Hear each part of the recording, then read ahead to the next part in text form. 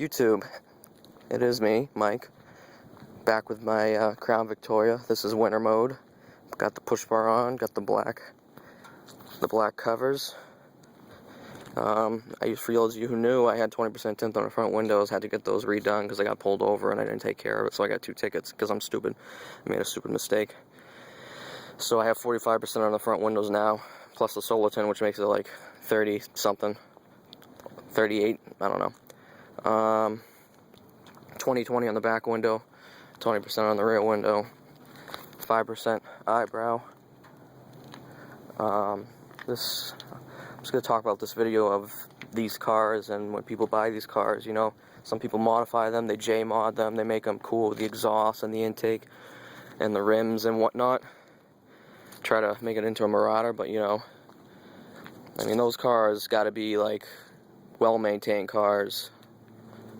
This car is a not well-maintained car. It's a 2001. It was owned by the state, Massachusetts State Police. And this car has rust. It has rusted exhaust. The exhaust manifolds are leaking. The transmission is slipping and banging, but still seems to shift. I've replaced the heater core. I've put 2 new tires on the rear, Firestone Winter Force. I replaced the AC system, $800.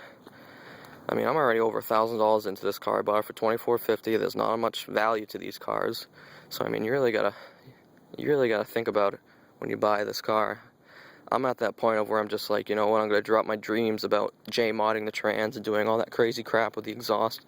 I'm just gonna drive the car and use it to, you know, get around instead of having to put all that money into it, you know, because it's cool. And then at the end, when I'm ready to move on for a new car, I go to try to sell this thing and I don't even get like $2,500 or $3,000 or what I paid for it, and I put like $4,000 into it with a J-modded rebuilt trans and a whole stainless works exhaust from the headers all the way back, and it's just ridiculous, useless.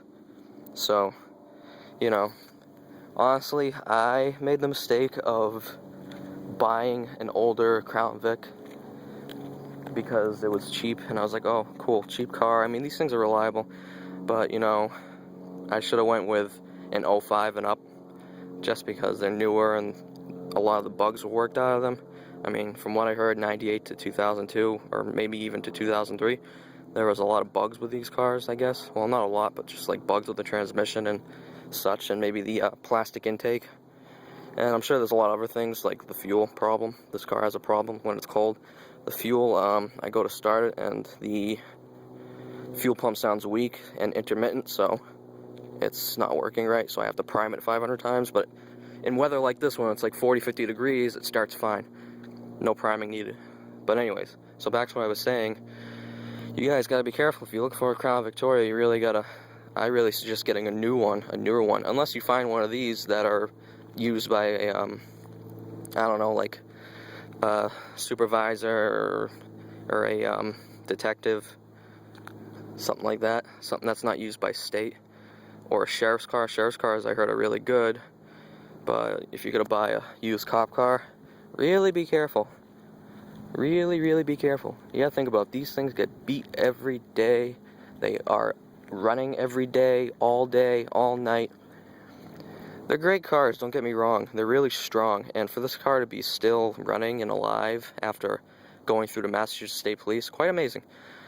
And it only has 80,000 miles, but still, it shows like it's a 160, 200,000 mile car. But anyway, so when you're looking for a cop car, try to go for a new one, and one that's not used by state. Trust me, it's worth it. I made the mistake of buying one from the state, and I'm stuck with this car with the issues, and I'm not going to get a lot of money out of it, so that's on me. But anyways, thanks for listening to my rant. Have a pleasant day or night, depending on whenever you're watching this video. Peace.